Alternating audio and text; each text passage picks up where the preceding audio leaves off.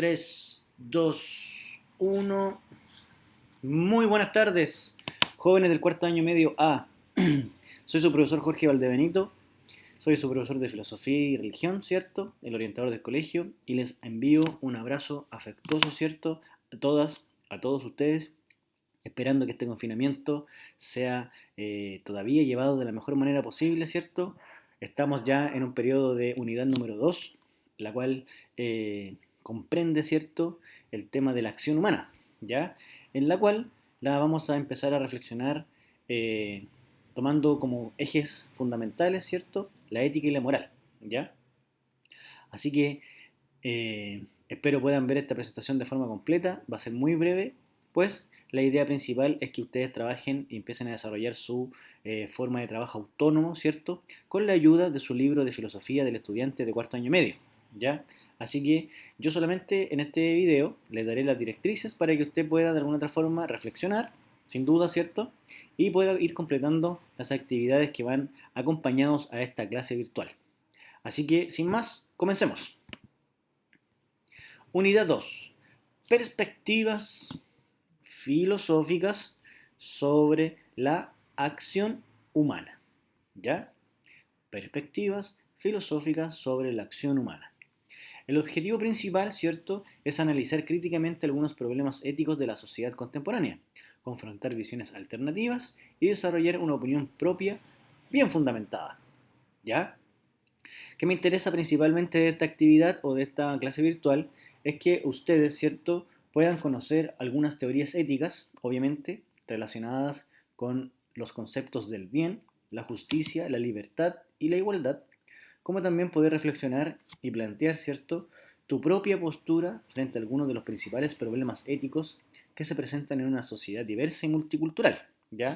O sea, siempre es importante descubrirse dentro de una cultura, ¿cierto? Dentro de un mundo, dentro de una sociedad en la cual ya tenemos definidas ciertas formas o ciertas posturas de comportamiento, ¿cierto? Pero existen diversas, ¿ya? Y vienen desde la antigüedad, ¿cierto? Y las cuales todavía siguen siendo reformuladas o siguen siendo de guía, ¿cierto? Como un faro en el mar, ¿cierto? Como una luz en la cual uno puede adherirse a esa perspectiva y generar una idea fundamentada, ¿cierto? O una opinión fundamentada propia. Sin antes, primero, es crucial saber que existe el mundo moral. Esta es una dimensión de la vida humana en que actuamos y encaminamos nuestras acciones hacia el bien o hacia el mal, ¿ya? O sea, nosotros vivimos en un mundo moral en donde es parte de nuestra vida humana, ¿cierto?, en la que actuamos y encaminamos nuestras acciones hacia el bien o hacia el mal. ¿Qué es el tema? ¿Cuál es el tema aquí principal? Yo me imagino que ustedes ya lo deben saber, ¿cierto? El tema principal es que a veces la gente, las personas, creemos estar haciendo el bien cuando en realidad estamos ejecutando una mala acción. Y viceversa, ¿ya? Entonces, por eso mismo se estudia esto, por eso mismo la ética es una actividad, es una ciencia práctica, ¿ya? ¿Por qué? Porque si observamos con la suficiente atención, podemos descubrir que la mayoría de nuestras decisiones están relacionadas con la ética, considerando que una cuestión ética es pertinente si se trata de un tema que cualquier persona racional puede afrontar. Nosotros nos enfrentamos a algunas de estas cuestiones a diario, comúnmente, en nuestro diario vivir, en nuestra casa, ¿cierto?, con nuestras amistades, ¿cierto? Por ejemplo, ¿cuáles son nuestras responsabilidades personales con respecto a los pobres? Otra pregunta. ¿Tenemos justificación al tratar a los animales como meras máquinas productoras de carne para alimentarnos? Otro cuestionamiento, mira. ¿Tenemos justificación? Perdón, ¿deberíamos usar papel no reciclado? Y de todas formas, ¿por qué deberíamos molestarnos en actuar de acuerdo con los principios morales? Eso es una pregunta crucial, ¿cierto? ¿Por qué nosotros, las personas, tenemos que actuar de una manera en especial? ¿O de actuar, ¿cierto?, bajo principios morales? ¿Por qué? ¿Por qué no todos somos, no sé, anarquistas? Siempre pongo ese ejemplo porque el anarquismo, por ejemplo, trata de que vivir fuera del sistema. Pero los anarquistas los vemos, ¿cierto? Siendo ellos, por lo general, viviendo quizá en una comunidad, ¿cierto? Situados dentro de una sociedad, situados dentro del mismo sistema al cual reniegan. Es un ejemplo burdo, pero de alguna otra forma se invita, ¿cierto?, a la reflexión en donde nos preguntamos, ¿por qué tenemos que actuar moralmente? ¿Cierto? Otro tipo de cuestiones, ¿cierto?, como el aborto, la eutanasia, afortunadamente no son decisiones que la mayoría de nosotros tenga que tomar a diario, ¿cierto? Pero son cuestiones que pueden surgir en algún momento de nuestra vida, sin lugar a dudas. Del mismo modo, se trata de cuestiones de importancia actual sobre cualquier participante activo en el proceso de toma de decisiones de nuestra sociedad necesita reflexionar. O sea, lo importante de esto es anticiparnos, reflexionar, discernir, ¿cierto? Para eso nos sirve conocer de qué trata las perspectivas filosóficas sobre la acción humana. Porque en un momento determinado, quizás hoy, estemos decidiendo mi identidad personal, qué voy a hacer yo, cómo voy a afrontar ciertas cuestiones sociales, ¿cierto? E incluso individuales, pero de alguna forma también preguntándome por qué tengo que hacerlo, ¿cierto? Entonces, al analizar lo que entendemos por bien, se nos presentan muchas interrogantes. Volvamos atrás. Primero es crucial saber que existe el mundo moral, ya hemos hablado. Esta es una dimensión de la vida humana en que actuamos y encaminamos nuestras acciones hacia el bien o hacia el mal. Entonces nosotros hoy nos vamos a preocupar por esta palabra. ¿Qué entendemos por bien? Se nos presentan muchas interrogantes. ¿Es el bien común para todos los hombres o cada hombre debe buscar su propio bien personal o su bien personal? ¿Es posible decir algo como un bien y que éste sea al mismo tiempo un mal moral? Lo que les decía al inicio. Vamos a ver. Ejemplo introductor para dar cuenta, ¿cierto?, de esta suerte de dicotomía, ¿cierto?, entre el bien y el mal, que a veces a uno le parece una cosa muy bien, pero está haciendo mal, ¿cierto? Y así viceversa. Pues, ¿por qué se propone esto? Por la diversidad cultural en el mundo, ¿ya?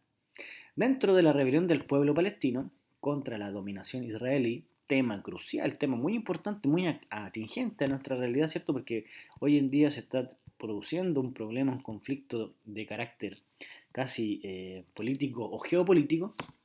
Conocemos el caso de muchos jóvenes que se inmolan dándose muerte en actos terroristas o de manifestación. Esa es su manera de luchar por la independencia de Palestina. Ellos se ofrecen voluntariamente y consideran que lo que están haciendo es un bien para su patria y para ellos mismos, pues alcanzarán el cielo como mártires en el mismo momento de su muerte. ¿Es la muerte de ellos un bien para sí mismos, puesto que alcanzan la vida eterna junto a Dios? ¿Es un bien para su patria y, al mismo tiempo, un mal moral, puesto que están dando muerte mediante un acto terrorista? ¿Podrían ellos plantearlo como un bien universal para los habitantes de los pueblos oprimidos? Para intentar dar una respuesta a estas preguntas, definiremos primeramente qué entendemos por bien, desde el pensador Sócrates, para luego, con ayuda de nuestro libro de filosofía del estudiante, poder realizar lecturas y reflexiones de otras miradas posibles que han enfrentado este tema. O sea, aquí siempre, en este texto introductorio, ¿cierto?, se plantea de que con el tema de la muerte, ¿cierto?, los palestinos se inmolan, ¿cierto?, dan su vida por sus ideales. Pero nosotros como occidentales también, ¿cierto?, sabemos que la vida es un don preciado, único, irrepetible. Entonces es un acto pero completo y absolutamente radical, ¿cierto? Pero que se encubre con el tema de generar un cambio en el estilo o en la forma de vida del pueblo palestino. Entonces por eso es tremendo el tema, ¿cierto?, de la moral y de la ética y en este caso del bien. Porque yo me quedo con esta pregunta. ¿Es un bien para su patria y al mismo tiempo un mal moral? ¿Cierto? ¿Por qué mal moral? Porque estás matando a otros con tu acto terrorista. Pero ellos lo ven desde su particularidad. Yo estoy muriendo por otros. pero en ese momento no me estoy dando cuenta que estoy matando a otros, que quizás no tienen la culpa del conflicto entre naciones, ¿cierto? O quizás no les interesa, pero aún así mueren. Entonces, la reflexión va apuntada a ese punto, ¿cierto? Y en el libro quizá no sale de una manera planteada tan directamente, pero quise presentarles el posicionamiento, ¿cierto?, de Sócrates, eh, el cual plantea una forma de bien bastante espiritual, bastante linda, y que ustedes en su trabajo autónomo van a tener que seguir reforzando este tema, ¿cierto?, con su libro de filosofía del estudiante. Por eso es súper importante tenerlo a mano, leerlo, ¿cierto? Y poder ir realizando cuestionamientos, lecturas, ¿cierto? Y reflexiones desde lo que se le está hoy en día planteando. Sigamos, por favor, ¿vale? Entonces, nos adentramos a la Grecia muy clásica, ¿cierto? En donde existe este pensador magnífico, ¿cierto? Y que es muy difícil de leer porque Sócrates, principalmente, se dice que no escribió nunca nada, ¿ya? Pero aún así nos llega todo su pensamiento, ¿cierto? Toda su filosofía y que todavía marca tendencia en los amplios campos del intelectualismo, ¿cierto? Y en los amplios campos de la intelectualidad y del pensamiento, la reflexión e incluso en la ética contemporánea en la cual nosotros vivimos. Incluso también en nuestra forma de vida. A veces uno no lo sabe, pero hace muchas cosas de las cosas que muchos filósofos ya han planteado. ¿Ya? Sócrates nació en el 470, ¿cierto? Y murió en el 399 a.C. Nosotros sabemos que eso va hacia atrás. Lo tenemos más que claro, ¿cierto? Ahí es una A, me equivoqué, les pido mis disculpas. Bien, Sócrates. ¿Quién era Sócrates? Sócrates era un filósofo ateniense que se dedicaba a enseñar y a filosofar con los jóvenes de su ciudad. No escribió, tuvo numerosos discípulos, entre ellos el más famoso que fue Platón, quien en sus diálogos nos ha dado a conocer en parte el pensamiento de Sócrates. Sin embargo, es difícil, ¿cierto?, saber exactamente lo que pensaba Sócrates, pues sus ideas están mezcladas con las del propio Platón. Ha sido muy admirado a través de la historia por su consecuencia y grandeza moral. Sócrates hizo un acto de rebelión, un acto de un ejemplo. Sócrates es un ejemplo de ser humano. Desde Gandhi, desde Martin Luther King, siempre han solicitado que los hombres de este mundo, ¿cierto?, de este planeta Tierra, ojalá puedan vivir bajo los valores de Sócrates. ¿Ya? Fue acusado de corromper a la juventud y de no respetar a los dioses de la ciudad, por lo que se le condenó a muerte bebiendo cicuta, que era un veneno que se ocupaba para que las personas pudieran autoeliminarse. ¿Ya? ¿Qué nos plantea Sócrates? Sócrates busca especialmente llegar a una definición de lo que es el bien. Recuerda que estamos planteando las distinciones entre el bien y el mal o sabiendo más o menos qué es el bien para ir en busca de él, ¿cierto? ¿Y qué reporta practicar el bien? ¿Qué me da practicar el bien? Sócrates, ¿cierto?, busca especialmente llegar a una definición de lo que es el bien para el hombre. Conocemos ciertas frases, ¿cierto?, ilustrativas de la ética de Sócrates, como la que está ahí agregada. Conócete a ti mismo. Sócrates toma esta frase como un imperativo moral. ¿Ya? El hombre debe conocerse a sí mismo.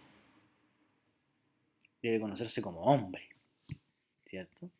Penetrar en lo que es la esencia del ser humano, ¿cierto? Al conocerla, tenderá a actuar como le corresponde como ser humano y en consecuencia será un buen hombre. ¿Se entiende? Este conocerse en nuestra época, ¿cierto?, individualista, nos parece dirigir un conocimiento personal, lo que indicaría una búsqueda de un bien individual. Es entendido en el pensamiento socrático, ¿cierto?, como el conocerse como hombre, ¿ya? Al conocerla, uno, conocer nuestra esencia de hombre, hombre, mujer, mujer, hombre, ¿cierto?, ser humano, hablemos de ser humano, ¿cierto? Eh, Cuando uno conoce eso, tenderá a actuar como le corresponde y en consecuencia será un buen hombre. Esto es lo que constituye un actuar virtuoso. Será un buen hombre el que conozca su esencia y se comporte como le corresponde. ¿Ya? Dándole, según Sócrates, la mayor importancia a la parte espiritual del mismo. De ahí la unión entre conocimiento y virtud. El hombre debe conocer su esencia. Este es un trabajo de búsqueda. Dice Sócrates. Por ejemplo, para que ustedes lo tomen en cuenta, a la esencia del cuchillo le corresponde cortar, ¿cierto? Y será un buen cuchillo el que corte bien. O sea, que esté bien afilado, que tenga un buen mango, una buena hoja, ¿cierto? La esencia de este cuchillo será cortar. Es un buen cuchillo, ¿cierto? Por lo tanto, ¿cierto? Dice Sócrates, será un buen hombre el que conozca su esencia y se comporte como le corresponde como hombre, dándole, según Sócrates, la mayor importancia a la parte espiritual. ¿Ya? ¿Vamos bien? ¿Se entiende, cierto? De ahí la unión, como lo mencionamos, ¿cierto? Entre conocimiento y virtud. Dice, el hombre debe conocer su esencia. Mi esencia, la busco. ¿Qué es lo que yo creo de lo que es bueno? De lo que yo sienta como bueno, de lo que yo reflexione como bueno. ¿Qué es lo que es bueno para mí? ¿Qué es el bien para mí? ¿Cierto? Eso, conociendo esa esencia, ese trabajo es un trabajo que uno puede reflexionar a lo largo de toda la vida y que es complejo, pero tenemos tiempo, ¿cierto? Sigamos. Dice Sócrates que es muy importante lo que estamos haciendo hoy en día con esta clase virtual, ¿cierto? La idea principal de Sócrates siempre fue poder instruir a los hombres y los haréis mejor. Sócrates dedica toda su vida a esta instrucción, a ayudar a convencer a los hombres a conocerse a sí mismos, para que puedan practicar la virtud, el actuar bien. Esa es la virtud, actuar bien. Esa práctica del actuar bien me traerá o nos traerá la felicidad, que para Sócrates es sin duda el mayor bien posible al cual todos los hombres aspiran. No es comprensible para Sócrates que el hombre, conociendo el bien, no lo realice, sabiendo que éste le da la felicidad. Vemos esto hecho realidad en su vida, cuando fue injustamente condenado a muerte. Después de permanecer un largo tiempo en prisión, ninguna de estas circunstancias logró quitarle la paz y la felicidad de sentirse en lo correcto. ¿Qué pasa? Pasa que a Sócrates lo acusan, ¿cierto?, de corromper a los jóvenes, de no practicar la religión de la ciudad o desconocer a los dioses de la ciudad, ¿cierto? ¿Ya? Y también de otras injurias, ¿ya? ¿Qué sucede? Que para Sócrates siempre fue antes la ciudad, siempre es antes lo que se condena o lo que dicen las leyes de la ciudad, porque todos nosotros hombres nos merecemos, ¿cierto? Y nos debemos hacia el bien común, hacia el todo, no tanto hacia lo que me pertenece solamente a mí. Primero hay sociedad, siempre hay que pensar eso así. ¿Por qué? ¿Por qué siempre primero hay sociedad, jóvenes, señoritas? Porque siempre la sociedad es la que me da sentido a mí. Pues sin la sociedad yo no sería absolutamente nadie. Entonces Sócrates muere por su ciudad, porque él dice, y de alguna otra forma en el libro, ¿cierto?, que es la apología de Sócrates, él propone, ¿cierto?, su defensa, él logra ganar, revierte sus acusaciones, pero dice lo siguiente: yo me debo a mi ciudad. Si mi ciudad me ha condenado por las leyes que ellos mismos han creado, yo debo seguirlas. Y mi condena es morir tomando cicuta. ¿Ya? Pues ¿por qué? Porque para Sócrates el mayor o una de las mayores frases de Sócrates es: siempre es mejor recibir un mal que hacerlo. Pues si yo hago un mal, estoy perdiendo mi virtud. En cambio, si lo recibo, solamente estoy quedando a virtud, por así decirlo también, de lo que se me ha condenado. El mayor mal, según él, es la ignorancia, pero no cualquier ignorancia. Él no tiene mayor interés en el estudio de los fenómenos físicos, como los otros filósofos de su tiempo. Lo que le interesa como conocimiento es el conocimiento de sí mismo, de su esencia humana, y ello con la finalidad de practicar, de iluminar su acción. Como se observa en Sócrates, existe ya la ética como disciplina filosófica, ¿cierto?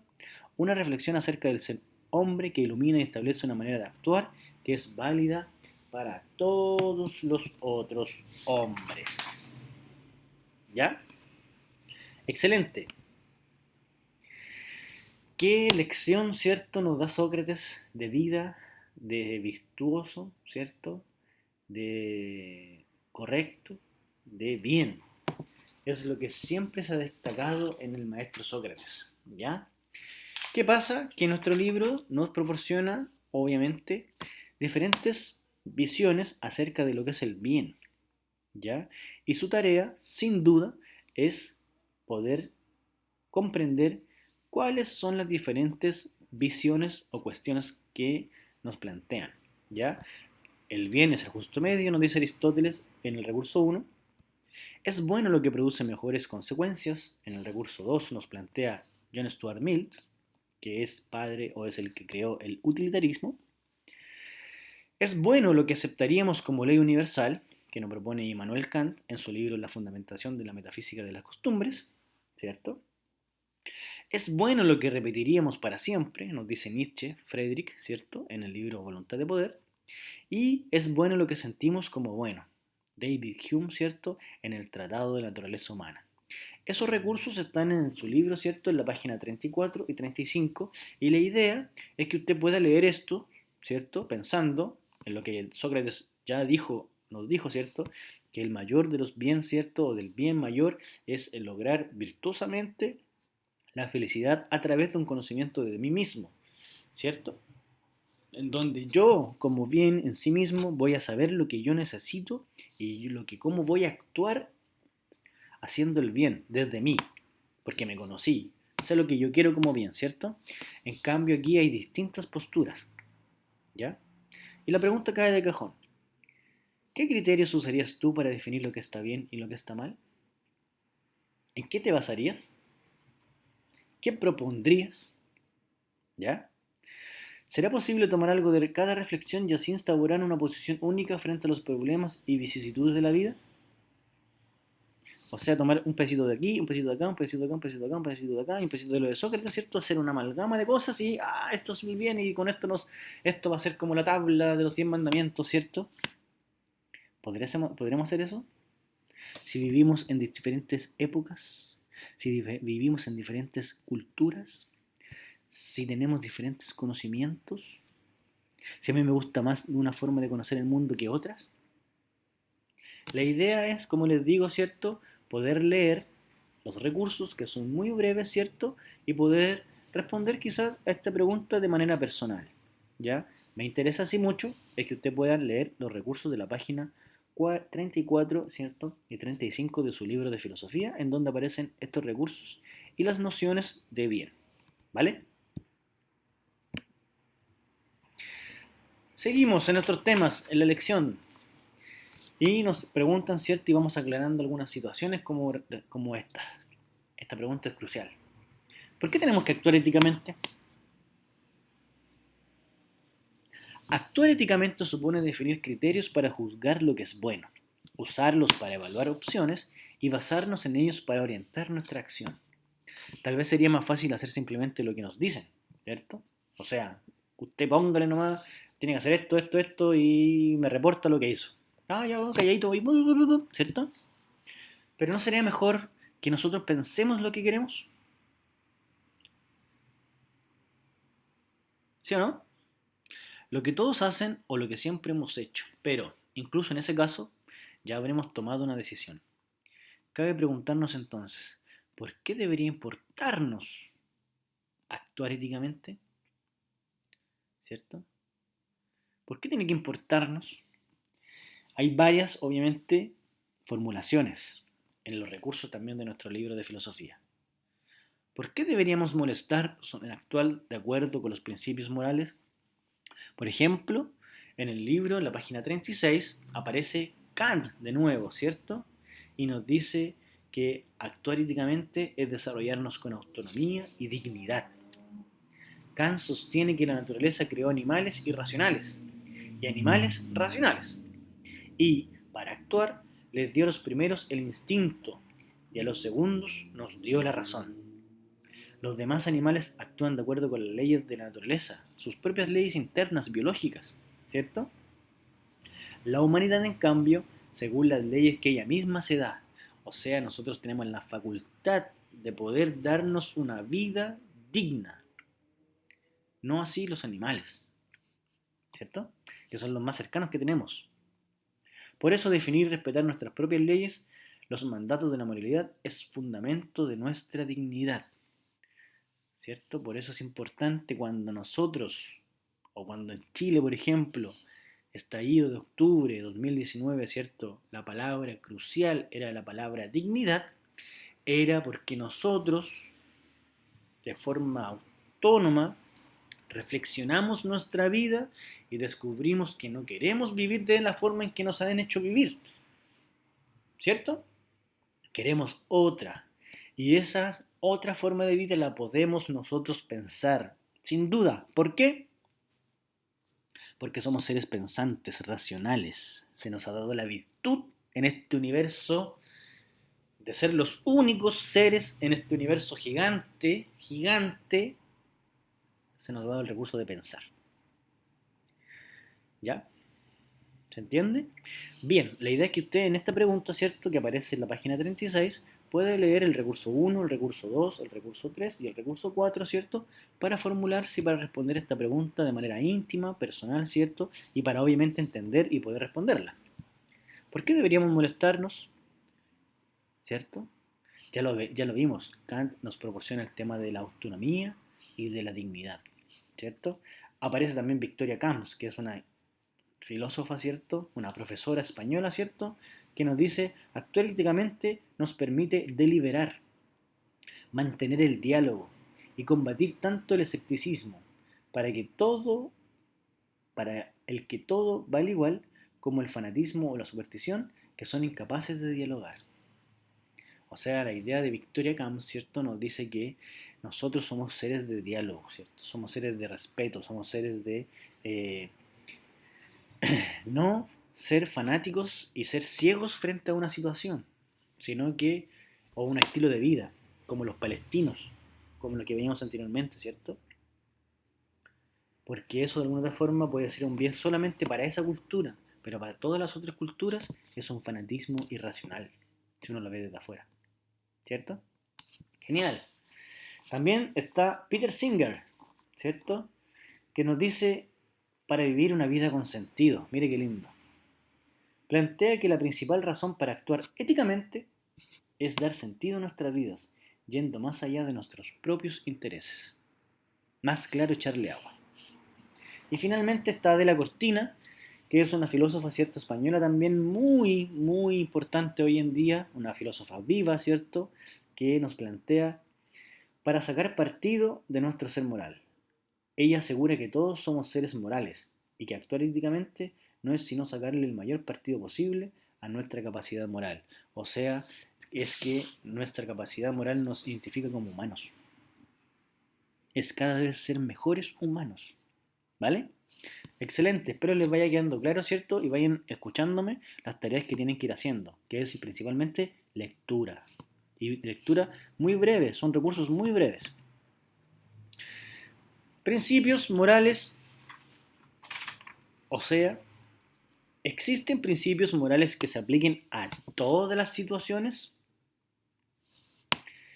Sin duda las reglas absolutas, claras y simples tienen algo positivo. Son fáciles de seguir, ¿cierto? Y nos ayudan a deslindar responsabilidades al momento de juzgar una acción.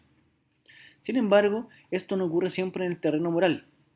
Aunque las diversas culturas tienen principios morales muy fuertemente arraigados, existen situaciones en las que esos principios entran en conflicto y ya no estamos seguros de cuál es la forma correcta de actuar. Por ejemplo, si estamos convencidos de la prohibición de matar, ¿podemos considerar legítima la defensa propia?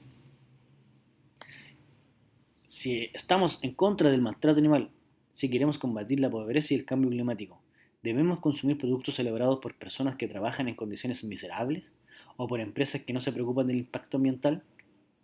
Y si defendemos la democracia, este punto mírelo, léalo por favor.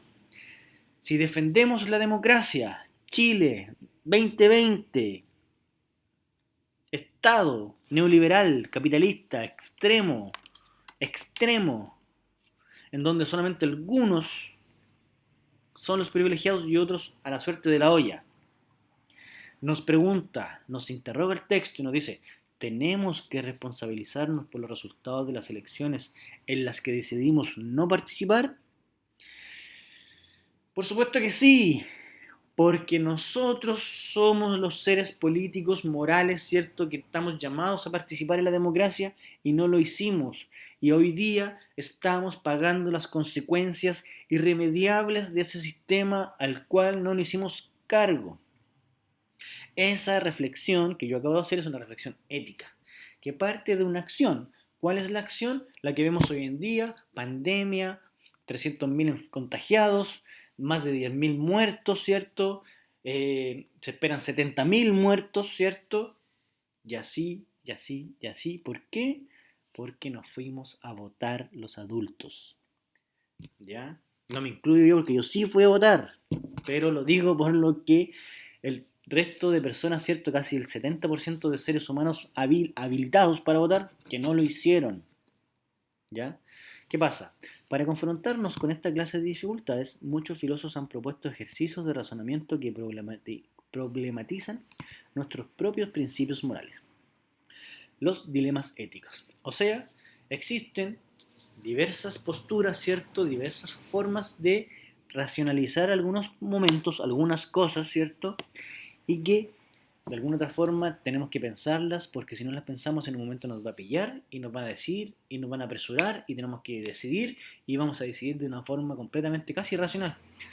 En cambio con los dilemas, anteponiéndonos, ¿cierto? Confrontando las cosas, quizá cuando nos llegue ese momento podamos juzgar, deliberar de la mejor forma posible. En el texto del alumno, en la página 38 y en la página 39, aparecen, ¿cierto?, tres recursos maravillosos en donde se plantean distintas formas de pensar dilemas éticos, o se plantean algunos dilemas éticos. ¿Ya? Yo, rápidamente, porque ya debo estar muy pasado, le voy a plantear un dilema ético bastante simple. Imagínense esta situación. Chile, 2020, el Estado se vuelve loco, ¿cierto? Sebastián Piñera manda todo el ejército a las calles, ¿cierto? Y dice, el primero que se niegue a aceptar, ¿cierto?, mi mandato, o me diga Piñera QL, ¿cómo se dice, ¿cierto?, va muerto. Entonces salen todos los militares, ¿cierto?, a la calle, metralleta en mano, perdón, fusiles, ¿cierto?, tanques, tanquetas y todo lo que ellos tienen, ¿cierto?, que nunca han ocupado, pero las tienen. Están ahí, están lo mejor, están posicionados, ¿cierto? Entran en un hogar, patean la puerta, ¿cierto? La familia está escondida. Los militares están esperando que alguien estornude, ¿cierto? Para acribillarlos a todos. No estamos tan lejos de la realidad casi, pero es un dilema. Y la familia está ahí, y en la familia hay un menor de edad, una guaguita, ¿cierto? Bebé, pequeñito, ¿cierto? Y justo el bebé hace un ¡achán! Y se va a empezar a poner a llorar. Hay dos opciones. La guaguita empieza a llorar de manera fuertísima. El papá toma la guaguita, le tapa la boca, ¿cierto? Le tapa la boca, le tapa la boca, le tapa la boca porque el papá está mirando a la mamá, está mirando a la abuelita, está mirando a la otra abuelita, está mirando al hijo mayor, al hijo menor, a la hija mayor, al primo, a la abuelita, ¿cierto? Y mejor callamos a la guaguita. O está la otra opción en que el papá toma la guaguita, ¿cierto? La hace callar, y no puede hacerla callar, ¿cierto? Los milicos o los militares, perdón, se dan cuenta de esta situación, descubren a toda la familia, ¿cierto? Y disparan a matar. ¿Qué habría hecho usted?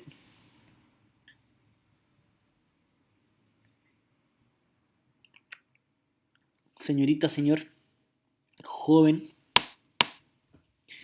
¿qué habría hecho usted en ese caso si usted habría sido el padre en ese momento? Bien, los dilemas éticos, ¿cierto?, nos plantean una situación extrema, de la cual no estamos ajenos. Por lo mismo, anteriormente, en la introducción que yo les he comentado, te decía, ¿cierto?, de que a veces podemos estar frente al tema de la eutanasia, frente al tema de un aborto, ¿cierto?, frente al tema de desconectar a un familiar, frente al tema de decirle a una persona, ¿cierto?, autorizar a un médico y decirle, sabe que si conecte a mi abuelita o conecta a mi papá o conecta a mi mamá a ese ventilador mecánico, el cual es un proceso terrible, doloroso, que no asegura de por sí la vida, ¿ya?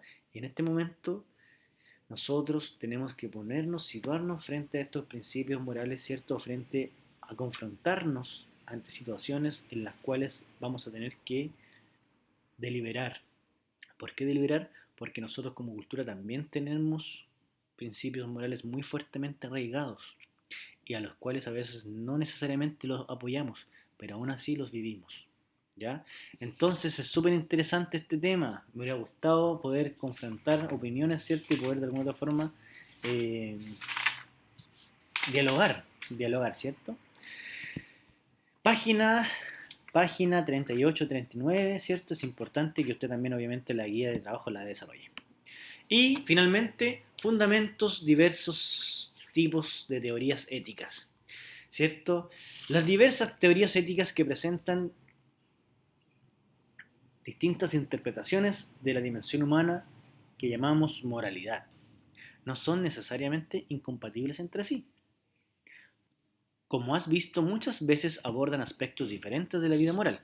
Al comenzar nuestros temas se presentaron diversas formas de entender lo que es el bien, ¿cierto? Vimos lo que era Sócrates, usted va a leer de manera muy relajada, ¿cierto? A Aristóteles y su recurso, a John Stuart Mill, ¿cierto? Su recurso, a Kant, su recurso, a Nietzsche, su recurso, ¿cierto? Y a David Hume, su recurso, ¿cierto?